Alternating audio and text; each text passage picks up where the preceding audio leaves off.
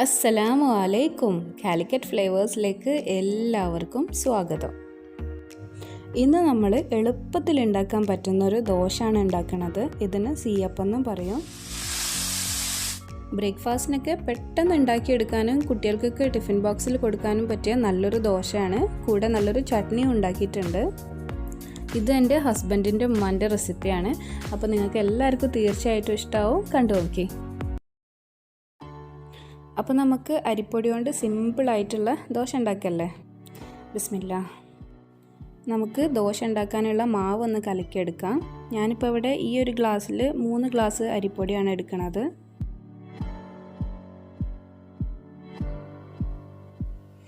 ഇതിലേക്ക് ഇനി ഒരു മുട്ട ഒന്ന് ചെറുതായിട്ട് കലക്കിയിട്ട് അതും കൂടി ഒഴിച്ചു കൊടുക്കാം.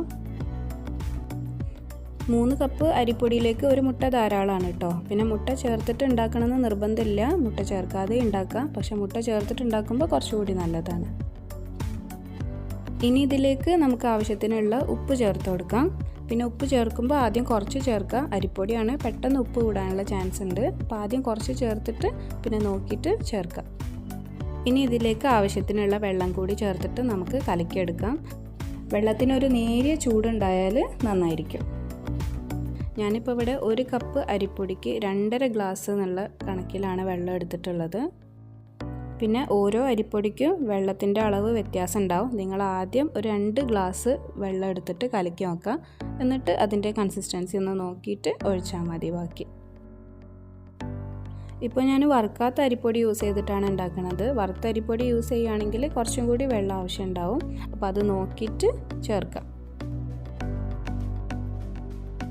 ഞാനിപ്പോൾ ഇതാ 7.5 ഗ്ലാസ് വെള്ളം ഒഴിച്ചു കൊടുത്തിട്ടുണ്ട്. ഇനി ഇത് നമുക്ക് കലക്കിയെടുക്കാം. കാര്യങ്ങളൊക്കെ ക്ലിയർ അല്ലേ? എന്തെങ്കിലും ഡൗട്ട് ഉണ്ടെങ്കിൽ താഴെ കമൻറ്റ് ചെയ്തിട്ട് ചോദിച്ചാൽ മതി. പെട്ടെന്ന് കട്ടകളൊന്നും ഇല്ലാതെ കലക്കിയെടുക്കാൻ വേണ്ടിയിട്ട് ഞാനിപ്പോൾ ഹാൻഡ് വിസ്ക് കൊണ്ടൊന്ന് കലക്കുകയാണ്. അപ്പോൾ നല്ല വെള്ളം പോലെ കലക്കിയെടുത്തിട്ടുണ്ട്. ഇനി നമുക്ക് ദോശ ചുട്ടെടുക്കാൻ തുടങ്ങാം.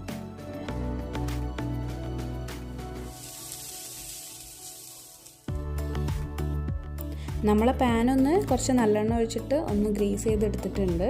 ഈ ദോശ ഒട്ടിപ്പിടിക്കാതിരിക്കാനും പിന്നെ ഈ ദോശയ്ക്ക് നല്ലൊരു ടേസ്റ്റ് കിട്ടാനും നല്ലെണ്ണ തന്നെയാണ് കേട്ടോ നല്ലത്. നിങ്ങൾക്ക് ഇതിൻ്റെ ടേസ്റ്റും സ്മെല്ലും ഇഷ്ടമില്ലെങ്കിൽ വേറെ ഏതെങ്കിലും റിഫൈൻഡ് ഓയിൽ യൂസ് ചെയ്യാം. വെളിച്ചെണ്ണ യൂസ് ചെയ്യാതിരിക്കുക. വെളിച്ചെണ്ണ യൂസ് ചെയ്താൽ കുറച്ച് ഒട്ടിപ്പിടിക്കാനുള്ളൊരു ചാൻസ് ഉണ്ട്.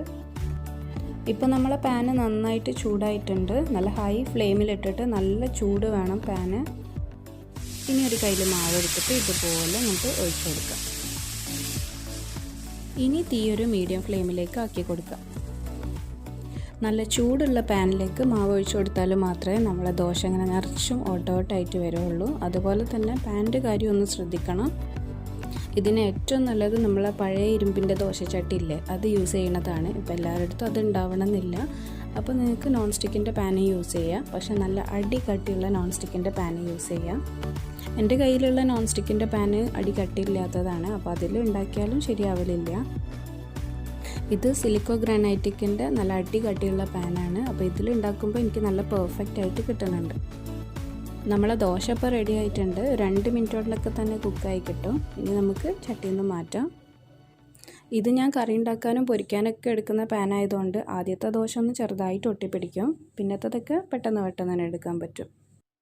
നമ്മളെ ദോശൻ്റെ പാനൊക്കെ ഇതിന് മാത്രം യൂസ് ചെയ്യുകയാണെങ്കിൽ ഈ ഒരു പ്രശ്നം ഉണ്ടാവില്ല. ഇനി പാനൊന്ന് ഗ്രീസ് ചെയ്തിട്ട് നമുക്ക് അടുത്ത ദോശ ഒഴിച്ചു കൊടുക്കാം.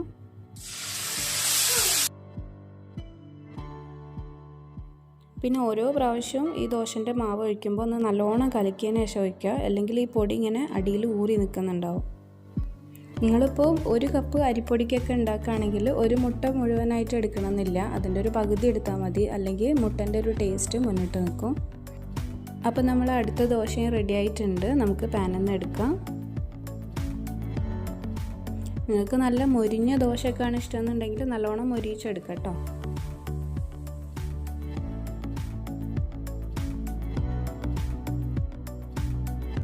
ഇനി ഇതുപോലെ തന്നെ കുറച്ച് തേങ്ങയും പെരിഞ്ചീരവും ചുവന്നുള്ളിയൊക്കെ ചേർത്തിട്ട് നമുക്ക് ദോശ ചുട്ടെടുക്കാം. എൻ്റെ കയ്യിലിപ്പോൾ മുഴുവനായിട്ടുള്ള പെരിഞ്ചീരകമില്ല. അതുകൊണ്ടാണ് ഞാൻ ഈ ക്രഷ് ചെയ്തിട്ടുള്ള പെരിഞ്ചീരകം എടുത്തിട്ടുള്ളത്. അപ്പോൾ നിങ്ങളുടെ കയ്യിൽ മുഴുവനായിട്ടുള്ള പെരിഞ്ചീരകം ഉണ്ടെങ്കിൽ അതും തേങ്ങയും ചുവന്നുള്ളിയൊക്കെ ഒന്ന് ചതച്ചിട്ട് വേണമെങ്കിലും ചേർക്കാം. ചുവന്നുള്ളിയൊക്കെ കടിക്കുന്നത് ഇഷ്ടമില്ലാത്തവർക്ക് അങ്ങനെ ചെയ്യാം. ഞാനിപ്പോൾ ഒന്ന് നേരിയതായിട്ട് അരിഞ്ഞിട്ടാണ് ചേർത്തിട്ടുള്ളത്.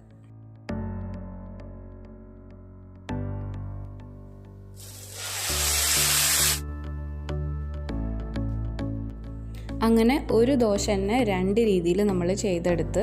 ഇതിനി ഏത് കറിൻ്റെ കൂടെ നല്ല മാച്ചിങ് ആണ് കേട്ടോ.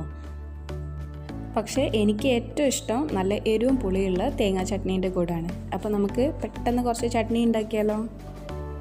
മിക്സീൻ്റെ ജാറിലേക്ക് കുറച്ച് തേങ്ങ ചിരകിയതും ഒരു ചെറിയ പീസ് ഇഞ്ചിയും ഒരു ചെറിയ കഷ്ണം തക്കാളിയും പിന്നെ കുറച്ച് മുളക് പൊടി ആവശ്യത്തിനുള്ള വെള്ളം കൂടി ചേർത്തിട്ട് നന്നായിട്ട് അരച്ചെടുക്കുക.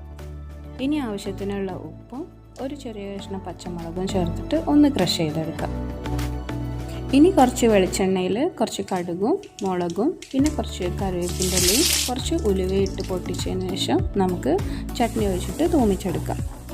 അപ്പോൾ ഇത്രേ ഉള്ളൂ പരിപാടി. എളുപ്പത്തിൽ നല്ല ദോശ റെഡിയാക്കിയിട്ടുണ്ട്, കൂടെ നല്ല ചട്നിയും ഉണ്ട്. അപ്പോൾ എല്ലാവരും ഉണ്ടാക്കി നോക്കിയിട്ട് അഭിപ്രായങ്ങളൊക്കെ അറിയിക്കുക. അപ്പോൾ ഇൻഷാ അല്ലാഹ് ഇനി നല്ലൊരു വീഡിയോ ആയിട്ട് കാണാം. അസ്സലാമു അലൈക്കും.